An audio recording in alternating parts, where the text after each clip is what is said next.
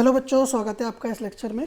आज हम लोग शुरू करने वाले हैं एप्लीकेशन ऑफ ट्रिग्नोमेट्री, हमारा चैप्टर जो हमारा ट्रिग्नोमेट्री के अगला वाला हमारा चैप्टर है, जिसमें हम एप्लीकेशंस पढ़ेंगे ट्रिग्नोमेट्री की।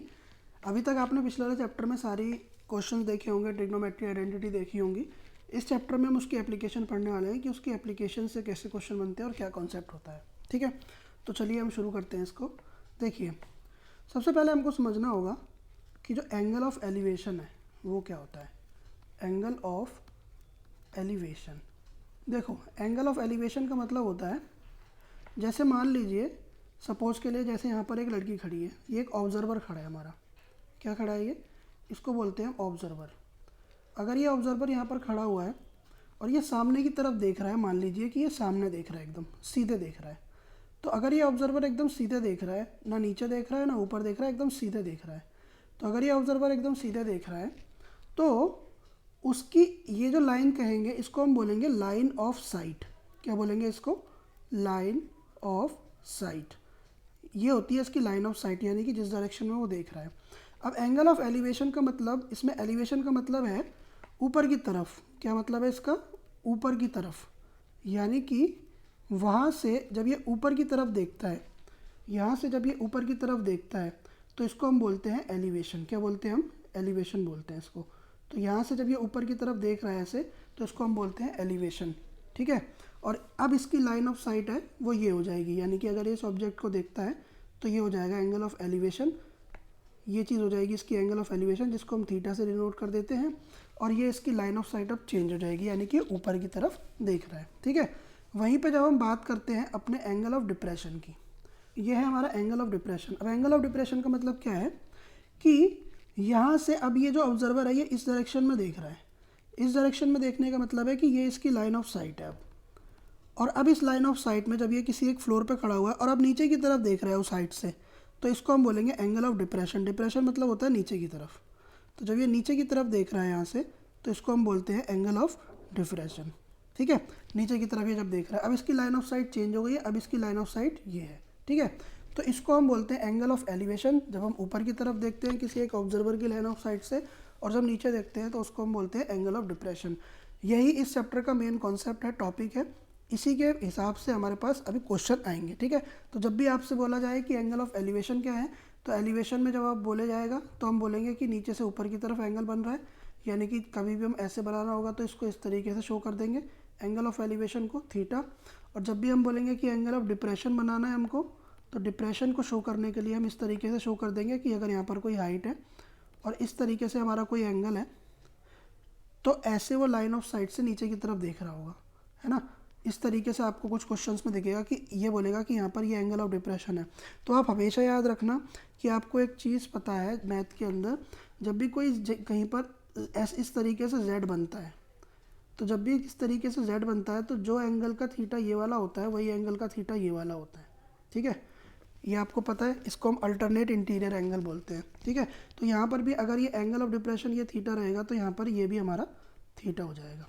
ठीक है, तो इस तरीके से अगर मान लो ये वाला एंगल 45 डिग्री है तो ये वाला एंगल भी 45 डिग्री हो जाएगा। ठीक है, तो इसको बोलते हैं एंगल ऑफ एलिवेशन और इसको बोलते हैं एंगल ऑफ डिप्रेशन।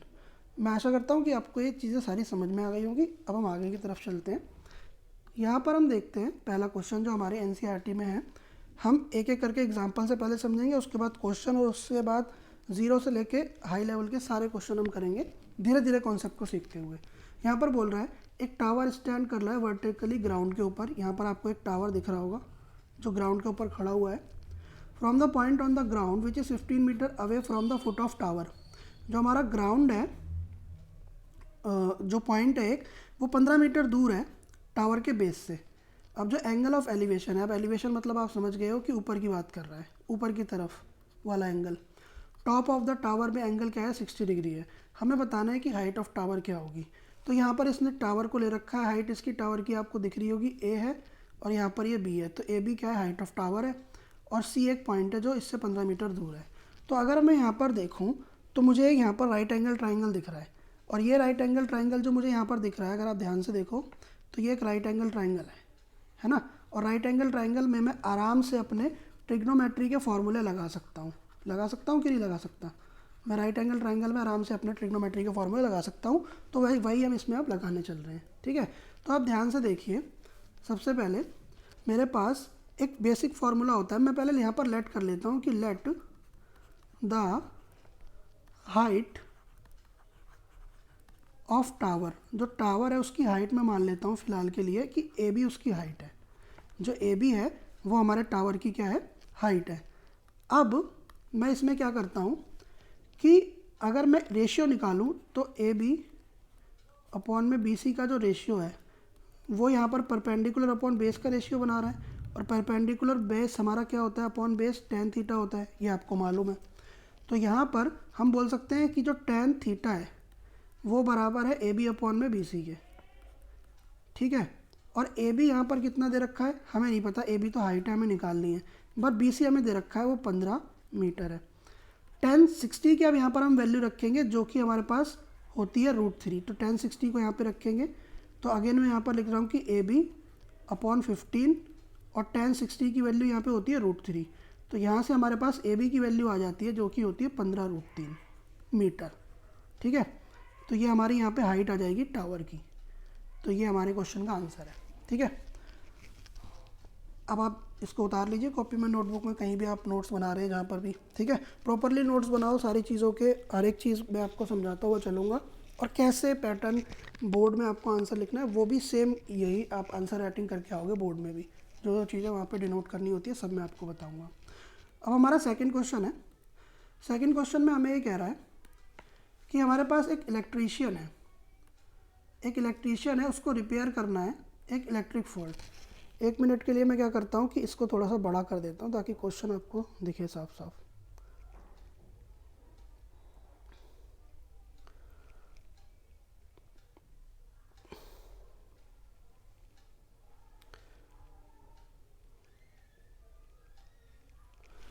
यहाँ पर ये बोल रहा है कि एक इलेक्ट्रीशियन है, उसको रिपेयर करना है एक इलेक्ट्रिक फॉल्ट जो हाइट 5 मीटर की पोल पे है। यानी कि electrician has to repair an electric fault of a pole of height 5 metre का पोल है, उसकी हाइट 5 मीटर है, उस पर करना है उसको फॉल्ट को repair. She needs to reach a point 1.3 metre below the top.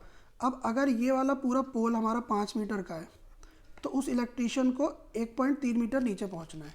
यानी कि अगर ये पूरा पोल 1.5 मीटर का 5 मीटर का पोल है अगर ये, तो उसको 1.3 मीटर नीचे ही अपने काम को करके आना है, यानी कि इस पॉइंट पे करके उसको काम को आना है, ठीक है। तो अब बोल रहा है she needs to reach 1.3 metre below the top of the pole for repair work. What should be the length of ladder. जो ये उसका सीढ़ी है, उसकी सीढ़ी की जो लेंथ है वो कितनी होगी जिससे वो जिसको 60 डिग्री पे इंक्लाइन करे और वो अपनी पोजीशन तक पहुंच जाए जहाँ पर वो इसको ठीक करना चाहता है, ठीक है।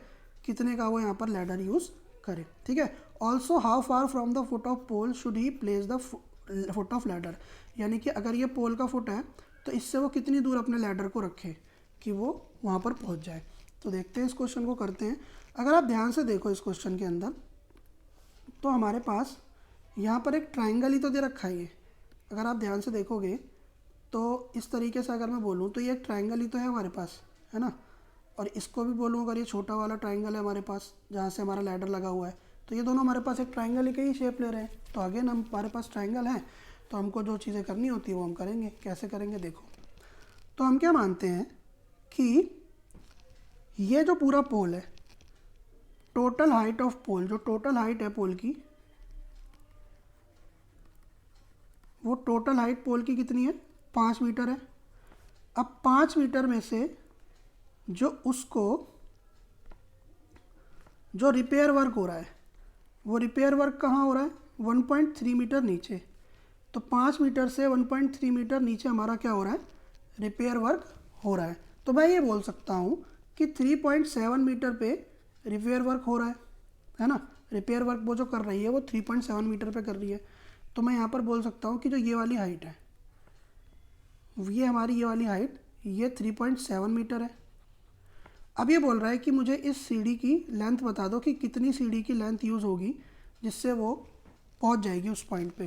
तो हम ये बोल सकते हैं कि यहाँ पर हम अगेन अपना ट्रिग्नोमेट्री को यूज़ करेंगे और हम बोलेंगे कि जो tan 60 है वो बराबर है बी डी अपॉन में बी सी के, मगर यहाँ पर मैं tan नहीं यूज़ करूँगा क्योंकि यहाँ पर ये मेरे को फॉर्मूला बना रहा है परपेंडिकुलर अपॉन में हाइपोटेन्यूज का। तो परपेंडिकुलर अपॉन हाइपोटेन्यूज के केस में यहाँ पे मैं फॉर्मूला यूज़ करूँगा क्योंकि ये जो बी डी अपॉन में बी सी का रेशियो है, ये रेशियो मुझे बना रहा है परपेंडिकुलर अपॉन हाइपोटेन्यूज का रेशियो।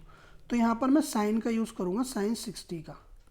ठीक है, तो जब मैं यहाँ पर साइन 60 का यूज़ करूँगा तो आप ध्यान से देखो, बी डी कितना है मेरे पास 3.7 मीटर। मुझे बी सी की लेंथ निकालनी है जो मेरे पास लैडर है। ठीक है, बी सी की लेंथ निकालनी है जो मेरे पास लैडर है। साइन 60 की वैल्यू मेरे पास होती है √3/2। अब यहाँ से अगर मैं बी सी की वैल्यू निकालूँ तो मैं क्या करूँगा, 2 को इधर ले जाके मल्टीप्लाई कर दूँगा, √3 नीचे आ जाएगा। तो यहाँ पर आ जाएगा 3.7 × 2 और अपॉन में √3। तो यहाँ पर अगर हम इसको मल्टीप्लाई कर देते हैं तो ये हमारे पास हो जाएगा 7.4। ठीक है, और यहाँ पर आ जाएगा √3। और अगर इसको अगेन मैं √3 से यहाँ पर कर दूँ, रेशनलाइज कर दूँ, तो ये हमारे पास हो जाएगा बी सी 7.4 √3 अपॉन में 3। ठीक है, ये भी हमारा एक आंसर हो सकता है। तो बी सी की जो लैडर की लेंथ है वो इतनी आ गई। यहाँ पे अगर हम बी सी को सॉल्व करेंगे तो जो बी सी की लेंथ आ जाएगी सॉल्व करके वो लगभग 4.28 मीटर आ जाएगी अप्रॉक्सीमेट, जो हमारे लैडर की लेंथ है। ठीक है, अब मैं क्या करता हूँ, अब मैं निकालता हूँ अपने जो भी मेरे पास दे रखा है अपने डिस्टेंस, जो मेरा DC है उसको अगर हम निकालें तो DC को भी हम इसी की मदद से निकाल सकते हैं।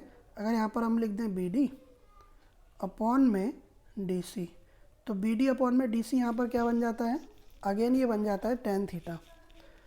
तो tan 60 बन जाएगा, ये कितना बन जाएगा tan 60, और tan 60 की वैल्यू कितनी होती है √3, और BD की वैल्यू मुझे यहाँ पे पता है 3.7, और मुझे यहाँ पर निकालनी है DC की वैल्यू।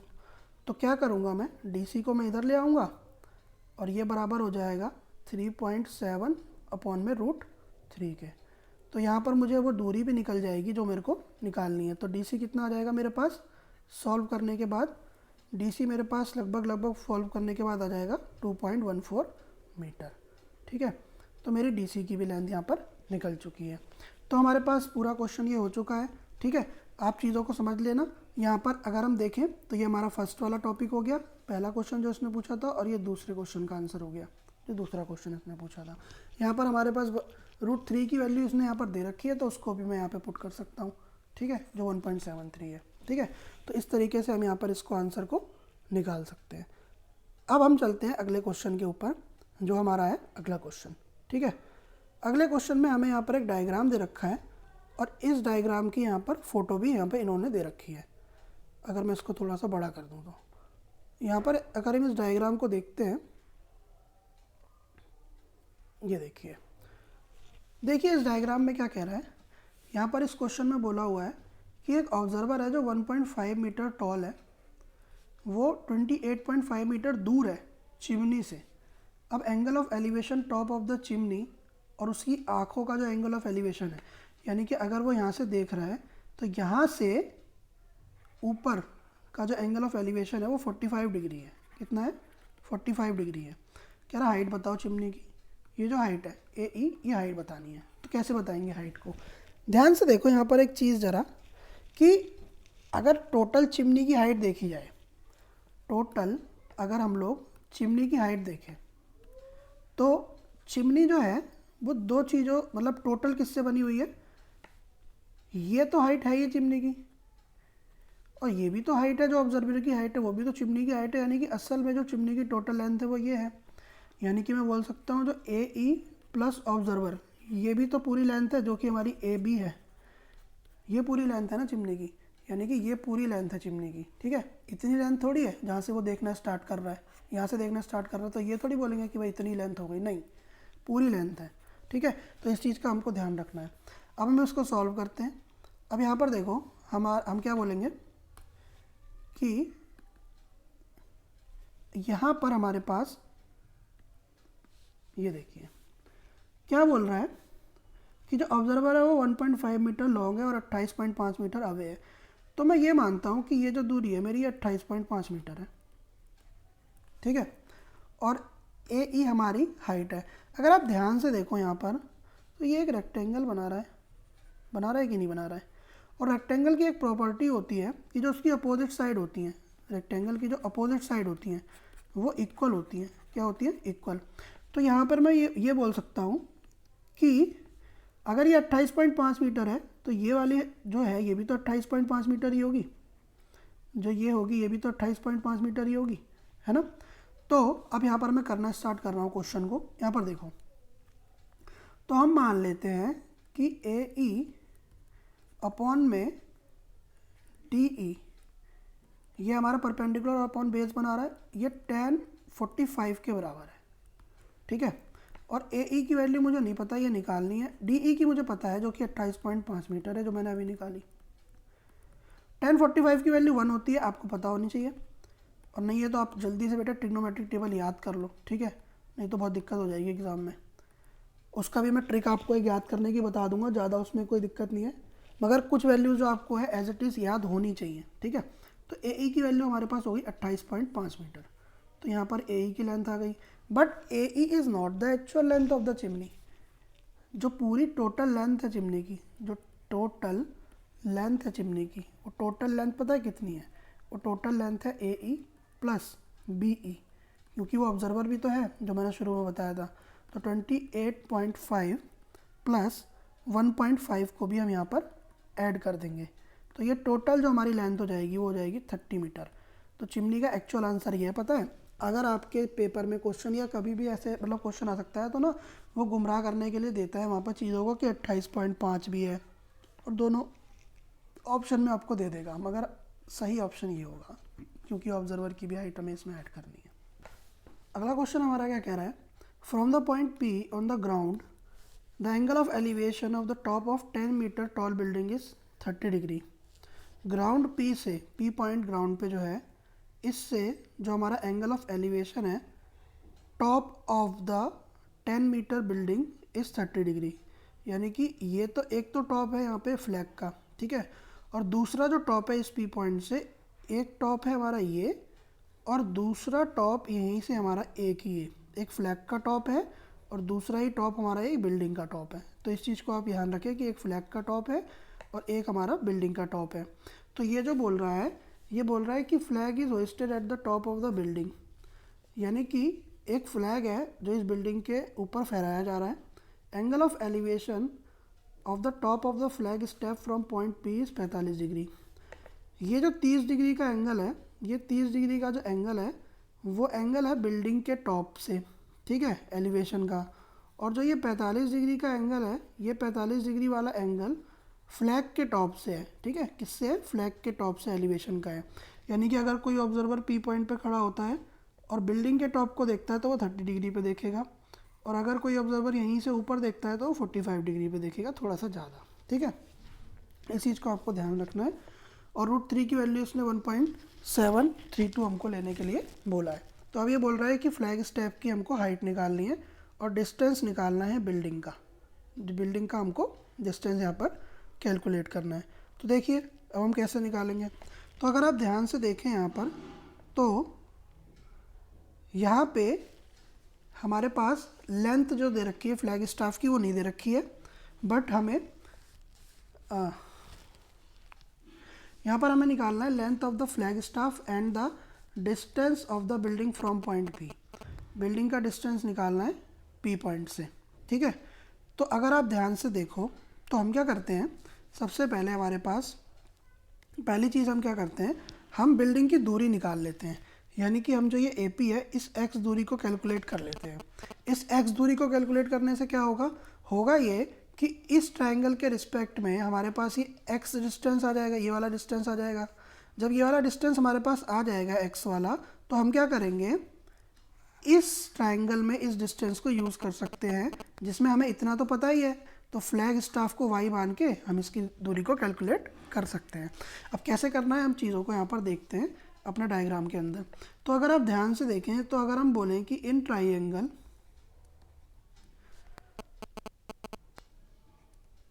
पी ए बी वाले अगर हम ट्राइंगल में देखें तो हम बोलेंगे कि ए बी अपॉन में ए पी बराबर है tan 30 डिग्री के। किसके बराबर है? tan 30 डिग्री के। और ए बी हमारे पास 10 मीटर दे रखा है, ए पी मुझे नहीं पता, और tan 30 डिग्री की वैल्यू होती है 1/√3।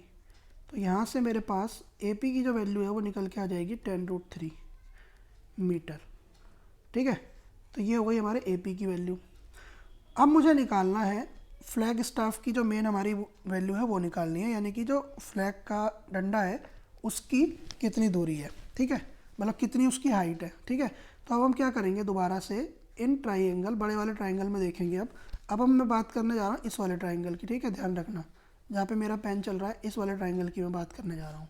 तो इस वाले ट्राइंगल में अगर हम देखेंगे तो मैं बोलूँगा कि in triangle P A D वाले ट्राइंगल में मेरे पास क्या चीज़ें हैं। पी ए डी वाले ट्राइंगल में मेरे पास मैं बोलूँगा कि भाई ए, तो यहाँ पे मैं क्या बोलूँगा, पी ए डी वाले ट्राइंगल में ए डी अपॉन में ए पी बराबर है tan 45 डिग्री के। किसके बराबर है?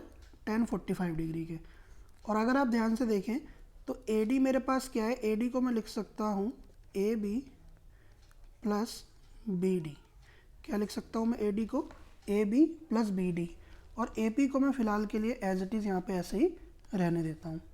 तो अगर हम ध्यान से देखें तो हमारे पास ए पी यहाँ पर दे ही रखा है जो हमने ऊपर से निकाला है, और tan 45 की वैल्यू हमारे पास 1 होती है। तो यहाँ से मैं बोल सकता हूँ कि मेरे पास A B plus B D बराबर है ए पी के। ठीक है, और मेरे पास ए बी की वैल्यू भी मुझे पता है जो कि है 10, और मुझे बी डी की वैल्यू निकालनी है जो कि मेरा फ्लैग है, और यहाँ ए पी की वैल्यू मुझे पता है जो 10√3 है। ठीक है, तो यहाँ पर अगर हम देखें तो बी डी की वैल्यू कितनी आ जाएगी, 10√3 माइनस 10। तो बी डी की वैल्यू यहाँ पर आ जाएगी, यहाँ से अगर हम 10 कॉमन ले लें तो ये वैल्यू आ जाएगी √3 माइनस 1। कितनी आ जाएगी? √3 माइनस 1। और अगर मैं यहाँ पर एक और चीज़ करूँ तो मेरे पास बी डी की वैल्यू और एलेबोरेट करके आ जाएगी 10, और इसकी वैल्यू होती है 1.732 जिसने यहाँ पर दे रखा है -1। तो इस पूरे को जब हम सॉल्व कर देते हैं तो हमारे बी डी की जो वैल्यू आ जाती है वो आ जाती है 7.32 मीटर। ठीक है, तो ये हमारे बी डी की वैल्यू आ गई है यहाँ पे। ठीक है, जो कि हमारे फ्लैग स्टाफ की वैल्यू है। ठीक है, ये हमारी वैल्यू है फ्लैग स्टाफ की, और यही हमें कैलकुलेट करनी थी। ठीक है, तो ये हमारा क्वेश्चन यहाँ पे कंप्लीट होता है। ठीक है, अब moving on to the next question हम चलते हैं। नेक्स्ट क्वेश्चन में यहाँ पे क्या कह रहा है, the shadow of a tower standing on the level ground is found to be 40 metre. ये ग्राउंड है। ठीक है, ये ग्राउंड है, इस पे इस टावर की शैडो पड़ रही है। ठीक है, अब जब वो शैडो पड़ रही है तो वो 40 मीटर लॉन्ग शैडो है जब सन का एल्टीट्यूड 30 डिग्री होता है। कितना होता है? 30 डिग्री। और नहीं, अब देखिए वाला क्वेश्चन ये क्या बोल रहा है, the shadow of the tower standing on the level ground is found to be 40 metre longer when the sun altitude is 30 degree then when it is 60 degree. कहने का मतलब ये है कि हमारे पास जब ये हमारा टावर है तो इसकी एक परछाई पड़ रही होगी। मान लो कि हमारे पास यहाँ पे ऐसे करके सन है कि, ठीक है, ये सन है, तो जब इसकी सन की रेज इस पर पड़ रही होंगी तो यहाँ पर इसकी शैडो बन रही होगी ना एक। भाई यहाँ पर अगर कोई सन है तो उसकी यहाँ पर रेज पड़ रही होंगी तो उसकी शैडो यहाँ पे बन रही होगी। ठीक है, ये शैडो वाला क्वेश्चन है, बहुत आता है। तो यहाँ पर क्या लिखा हुआ है कि जब उसकी शैडो 60 डिग्री पे बन रही थी और जब उसकी शैडो 30 डिग्री पे बन रही है तो वो शैडो 40 मीटर बड़ी हो जाती है 60 डिग्री वाले शैडो पे बनती है ना। यानी कि 60 डिग्री पे अगर यहाँ पर कोई x वैल्यू की शैडो बन रही है तो 30 डिग्री पे जो बन रही होगी वो x + 40 मीटर की बन रही होगी। कितने की बन रही होगी? x + 40 मीटर की। ठीक है, यानी कि 40 मीटर ज़्यादा की बन रही है जैसे ही हमने 60 डिग्री को 30 डिग्री बढ़ाया। ठीक है, एंगल ऑफ एलिवेशन को जैसे ही हमने चेंज किया। ठीक है, अब यहाँ पर हमें पूछा है कि हाइट ऑफ टावर क्या होगी, यानी कि हमारे टावर की हाइट क्या होगी। तो इसको हमें क्या करना है, कैलकुलेट करना है। तो हम क्या करते हैं, यहाँ पर हमारे पास कुछ चीज़ें हैं, उनको मैं पहले से लेट करके चलूँगा। जैसे मैं यहाँ पर बोल देता हूँ कि मेरे पास ये जो BC है, मैं BC को मान लेता हूँ कि ये जो लेंथ है वो x मीटर है। कितनी है, x मीटर है। और ये AB है हमारी हाइट ऑफ टावर, तो इसको हम बोल देते हैं कि भाई ये h है। कितना है, ये h है। तो अब मैं क्या लेके चलता हूँ, सबसे पहले मैं देखूँगा कि इन ट्राइंगल ABC वाले ट्राइंगल में अगर मैं देखूँ तो मैं बोल सकता हूँ कि AB अपॉन में BC मेरा बराबर है tan 60 के। या फिर मैं बोल सकता हूँ जो AB है वो मेरा h है और BC हमारा x है, ये बराबर है tan 60 की वैल्यू होती है √3। तो यहाँ से मैं कैलकुलेट कर सकता हूँ कि जो h अपॉन x है उसकी वैल्यू हमारे पास कितनी है, √3 है। तो इसको फिलहाल के लिए मैं इतने में ही छोड़ देता हूँ अभी। ठीक है, अब मैं आगे चलता हूँ। जब अब मैं कैलकुलेट करता हूँ कि जो मेरा दूसरा ट्राइंगल है, ट्राइंगल ABD, अब मैं बोलूँगा कि इन ट्राइंगल ABD वाले ट्राइंगल में मैं अगर ध्यान से देखूँ तो मेरे पास जब मैं AB परपेंडिकुलर जो h है मेरा अपॉन में BD करता हूँ तो मेरे पास निकल के आता है tan 30 डिग्री। कितना निकल के आता है, tan 30 डिग्री। AB मेरे पास h है, BD की वैल्यू मेरे पास अगर आप ध्यान से देखो तो ये पूरी वैल्यू BD है। ठीक है, तो ये पूरी वैल्यू जो BD है वो हो जाएगी 40 प्लस x। ये वैल्यू जो बराबर हो जाएगी, ये वैल्यू बराबर हो जाएगी 1/√3 के।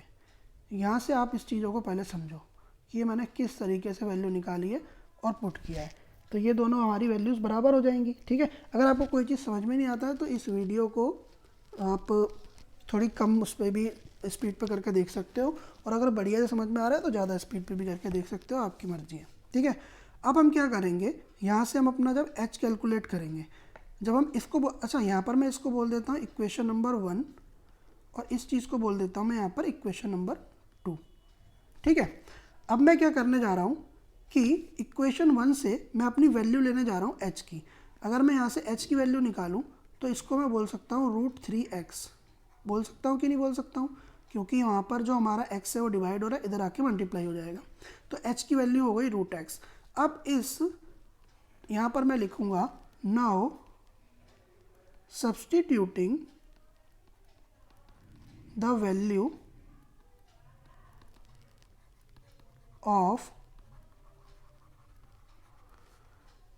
Of h in equation number second. Equation number second में h की वैल्यू डालता हूँ। तो इक्वेशन नंबर सेकंड में जैसे ही मैं लिखूँगा h की वैल्यू तो ये हो जाएगी √3x अपॉन में 40 प्लस x, ये बराबर है 1/√3 के। ठीक है, अब मैं जब इसको आगे सॉल्व करता हूँ तो मेरे पास आ जाता है √3 को क्रॉस मल्टीप्लाई करेंगे तो √3 को जब मैं √3 से कर दूंगा तो ये बन जाएगा 3x और इधर बचेगा मेरा 40 प्लस x।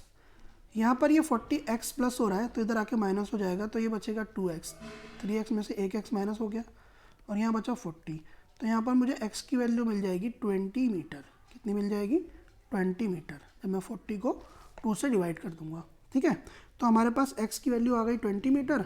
और हम यहाँ पर दोबारा से लिख सकते हैं कि फ्रॉम इक्वेशन नंबर 1 हमारे पास जो h था वो था √3 इंटू में x, और h हम बोल सकते हैं कि अब हो जाएगा 20, क्योंकि x की वैल्यू 20 है, √3 मीटर। और यही मुझे निकालना था कि हाइट ऑफ टावर क्या होगी। तो ये भी हमारी निकल चुकी है। ठीक है, अब आप इसको नोट कर लो अपनी नोटबुक में।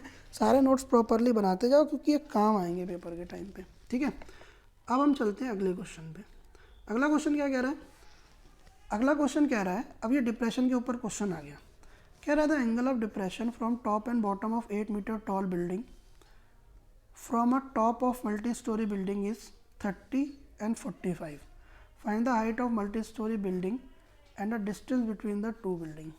कहने का मतलब ये एक मल्टी स्टोरी बिल्डिंग है, ये वाली। इस बिल्डिंग से दूसरी बिल्डिंग के टॉप पे जब देखते हैं और इसी मल्टी स्टोरी बिल्डिंग से दूसरी बिल्डिंग के बॉटम पे जब देखते हैं तो हमें 2 एंगल ऑफ डिप्रेशन मिलते हैं। कितने मिलते हैं? 2 एंगल ऑफ डिप्रेशन मिलते हैं। पहला वाला तो यहाँ पर 30 डिग्री मिलता है, दूसरा वाला हमारे पास 45 डिग्री मिलता है।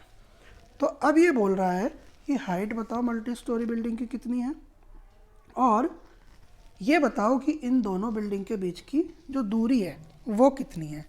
इन दोनों बिल्डिंग के बीच की जो दूरी है वो कितनी है। तो मैं क्या करता हूँ, ध्यान से देखना एक एक स्टेप मैं क्या करता हूँ और कौन सी चीज़ों को लेता हूँ। आपको पहले से एक चीज़ मैं बता के चलता हूँ यहाँ पर कि ये जो चीज़ बन रही है, ये वाली चीज़, ये एक मेरा रेक्टेंगल है, बन रहा है कि नहीं बन रहा।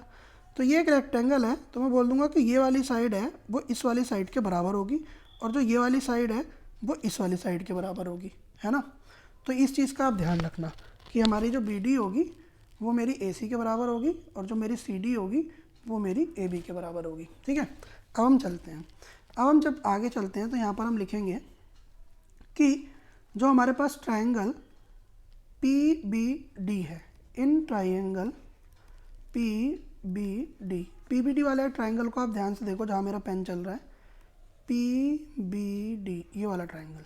ठीक है, इस ट्राइंगल में अगर मैं बात करूँ तो मैं यहाँ पर बोलूँगा कि PD अपॉन में BD। PD मेरे पास परपेंडिकुलर है, BD मेरे पास बेस है, ये tan 30 के बराबर है।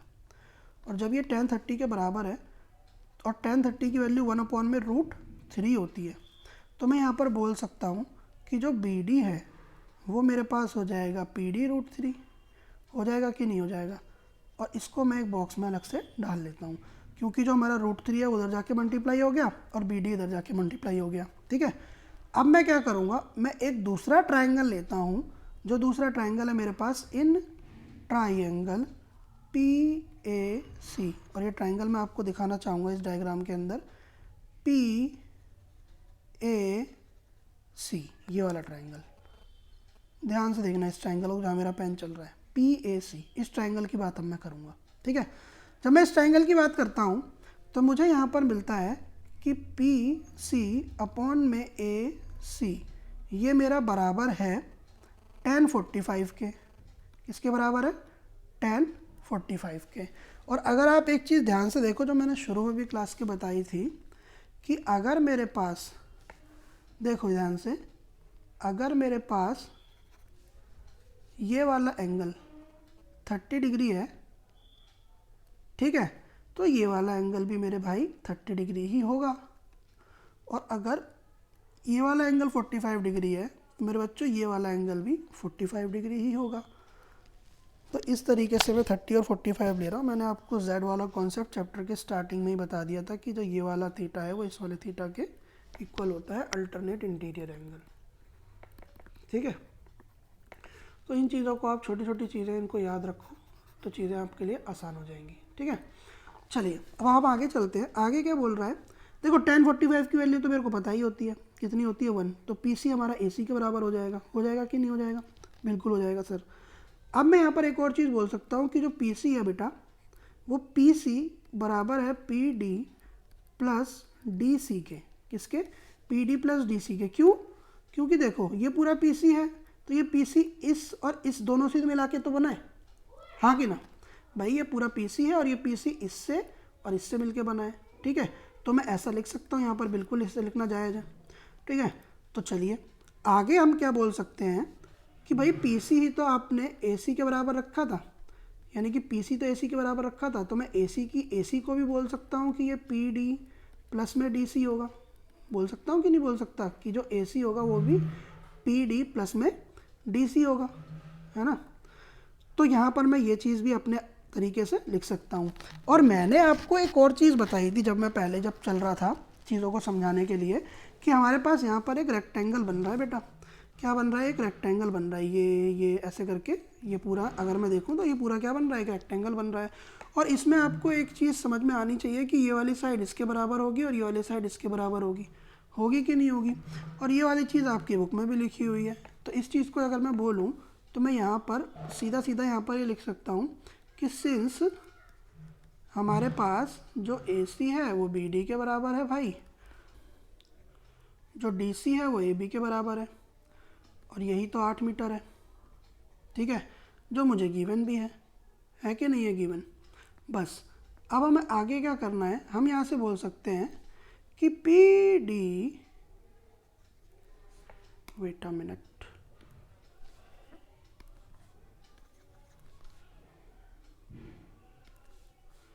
मैं यहाँ से क्या बोल सकता हूँ कि पी डी प्लस 8 ये बराबर है मेरा बी डी के। किसके बराबर है? बी डी के। और बी डी ही तो बराबर है पी डी रूट 3 के, जो हमने यहाँ से कैलकुलेट किया था, है ना। और ये पी डी प्लस 8 कैसे आया? क्योंकि P D plus D C, D C और डी सी ही तो 8 है ना। तो ये इस तरीके से आ गया। अब मैं क्या करने आ रहा हूँ, अब आगे आगे देखना होता है क्या। अब क्या बोलेंगे, यहाँ से मैं बोल सकता हूँ कि पी डी प्लस 8 बराबर है पी डी रूट 3 के, है ना। तो 8 को मैं बोल सकता हूँ P D root 3 minus P D होगा, है ना। और यहाँ से अगर मैं पी डी को कॉमन ले लूँ मेरे भाई, तो ये रूट 3 प्लस 1 बच जाएगा, है ना, क्योंकि कॉमन ले लिया। तो यहाँ से पी डी की वैल्यू मेरे पास आ जाएगी 8 अपॉन में रूट 3 माइनस 1, ठीक है, रूट 3 माइनस 1। पी डी की वैल्यू मेरे पास आ चुकी है। और अगर आप ध्यान से देखो तो इसको यहाँ पर मैं रैशनलाइज़ कर सकता हूँ। तो रैशनलाइज़ करते ही मेरे पास, जब मैं हर एक का पर्यायीकरण करूँगा, तो रैशनलाइज़ करने के बाद मेरे पास ये हो जाएगा 8 रूट 3 प्लस 1 और अपॉन में ये a plus A minus B और a प्लस बी की आइडेंटिटी बन रही है। आपको नहीं पता है तो मैं बता देता हूँ कि जो a प्लस बी और a माइनस बी होता है उसकी आइडेंटिटी होती है भाई a square minus B square, ठीक है। तो ये हमारे पास क्या बन जाएगा, क्योंकि रूट 3 का स्क्वायर होगा तो 3 बचेगा, 1 का स्क्वायर 1 होगा तो नीचे आ जाएगा 2। और पी डी की वैल्यू मेरे पास आ जाएगी 4 रूट 3 प्लस 1। और मुझे तो निकालनी थी कि पूरे पोल की वैल्यू क्या है। तो पूरा पोल किस किस से मिलके बना है? पूरा पोल मिलके बना है, मैंने यहाँ पर पहले भी बताया था कि आपको पूरा पोल तो पीसी है, यानी कि पूरी जो मल्टी स्टोरी बिल्डिंग है। तो इसको हम बोल सकते हैं P D plus D C. तो पी डी मेरे पास आ चुका है 4 रूट 3 प्लस 1 और इसी में हम ऐड कर देंगे 8। तो ये हमारा हो जाएगा फाइनल आंसर पी सी। और इसी को मॉडिफाई करके आपकी बुक के अंदर लिखा हुआ है 4 रूट 3 प्लस रूट 3 मीटर। तो ये हमारी हो जाएगी height of multi storey building. तो आशा करता हूँ कि आपको ये वाला क्वेश्चन भी अच्छे से समझ में आया होगा। अब हम चलते हैं अपने अगले क्वेश्चन की तरफ। ये हमारा अगला क्वेश्चन है और बहुत ही आसान क्वेश्चन है, इसमें ज़्यादा आपको चीज़ें इमेजिन करनी है बस। तो अगर आप ध्यान से देखो तो ये हमारे पास इसका डायग्राम है। इस डायग्राम में हमको क्या कह रहा है, कहता है कि from a point on a bridge across a river the angle of depression on the bank of the opposite side are 30 and 45 degree. एक पॉइंट P से अगर यहाँ से एक रिवर बह रही है इस तरीके से, तो इसके दो बैंक्स होंगे किनारे, एक बैंक ये और एक बैंक ये। तो एक तरफ का अगर यहाँ पर बंदा खड़ा होकर इस तरफ देखता है तो इसका 30 डिप्रेशन का एंगल आता है, और जब इधर से वो इधर देखता है तो 45 एंगल ऑफ डिप्रेशन आता है। तो मुझे बोल रहा है कि अगर इसकी जो ऊंचाई है ब्रिज की, वो ब्रिज की ऊंचाई मेरे भाई अगर 3 मीटर की है, तो मुझे बताओ कि ये रिवर कितनी चौड़ी है। तो बहुत आसान है, पहले मैं क्या करूँगा, इस वाले ट्राइंगल को ले लूँगा, ठीक है। मुझे मेरे पास थीटा है ही है, ठीक है। तो मैं थीटा की मदद से पहले इस लेंथ को निकाल लूँगा, फिर मैं इस लेंथ को निकाल लूँगा इस ट्राइंगल की मदद से और दोनों को जोड़ दूँगा, तो मेरे पास ए बी की लेंथ आ जाएगी, ठीक है। इस तरीके से हम इस क्वेश्चन को कर सकते हैं। चलिए करते हैं। यहाँ पर अगर हम देखें तो एक चीज़ का आप ध्यान रखना कि यहाँ पर दोबारा से z बन रहा है। क्या बन रहा है? z बन रहा है। तो यहाँ पर अगर ये 30 डिग्री का एंगल है तो ये भी हमारे पास कितने डिग्री का हो जाएगा? 30 डिग्री।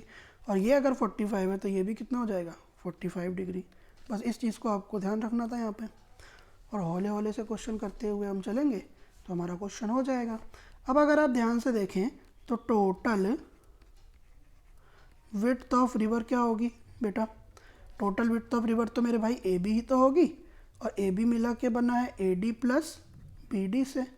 तो बस ए डी बी डी निकालना है। जैसे ये निकलता है उसी वक्त मेरे दोस्तों आपकी रिवर की चौड़ाई आ चुकी होगी। तो चलिए देखते हैं। अब हम क्या करते हैं, सबसे पहले हमारे पास यहाँ पे ट्राइंगल लेते हैं हम, इन ट्राइंगल PDA। PDA वाले ट्राइंगल में बुक में कुछ भी लिखा हो, मतलब आप कोई भी ले सकते हो यहाँ पे, तो मैंने PDA लिया हुआ है, ठीक है। PDA में मैं लिख सकता हूँ कि भाई PD अपॉन में AD जब मैं करता हूँ, तो PD अपॉन AD करता हूँ तो ये मुझे देता है tan 30, और tan 30 की वैल्यू मुझे पता है मेरे बच्चों, 1/√3। आपको नहीं पता है तो नालायक को याद कर लो, ठीक है। 1/√3, PD की वैल्यू 3 है और यहाँ पर मुझे AD की वैल्यू निकालनी है, तो क्या मेरे लाल AD की वैल्यू यहाँ से आ नहीं जाएगी 3√3 मीटर? कहा है बच्चों, AD की वैल्यू नहीं आ जाएगी 3√3 मीटर? बिल्कुल आ जाएगी सर। अब मैं क्या करूँगा, इन ट्राइंगल PDB में देखूँगा।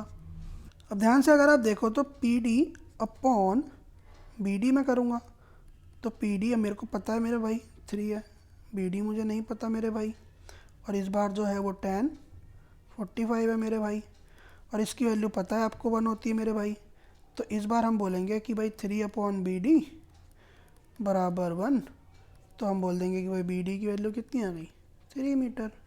कोई दिक्कत, कोई शक नहीं। तो हम क्या बोलेंगे कि जो विड्थ आ गई रिवर की, वो विड्थ कितनी आ गई मेरे भाई, AD प्लस BD हमने बोला था इसको। AD मेरे पास है 3√3, BD मेरे पास है 3, और इसमें से 3 कॉमन ले लेंगे तो ये √3 + 1 हमारी रिवर की विड्थ आ जाएगी, ठीक है। तो कोई शक है क्या आपको इसमें? नहीं। और इसी को आपको मॉडिफाई करके NCERT में लिखा है 3√3 + 1 मीटर, मतलब यही चीज़ लिखी हुई है ना। तो दो बार क्यों लिखना है इस चीज़ को? तो ये हमारे पास आंसर आ जाएगा, ठीक है। तो आज हम इतना ही रखते हैं इस क्लास में। Thank you very much. इसका अगला लेक्चर आपको जल्दी मिलेगा, उसके लिए आप इसी प्लेलिस्ट में जाएंगे, आपको सेकंड लेक्चर वहाँ पे मिल जाएगा, ठीक है। तब तक के लिए टाटा बाय बाय, हंसते रहिए, मुस्कुराते रहिए, और नेक्स्ट क्लास में मिलते हैं।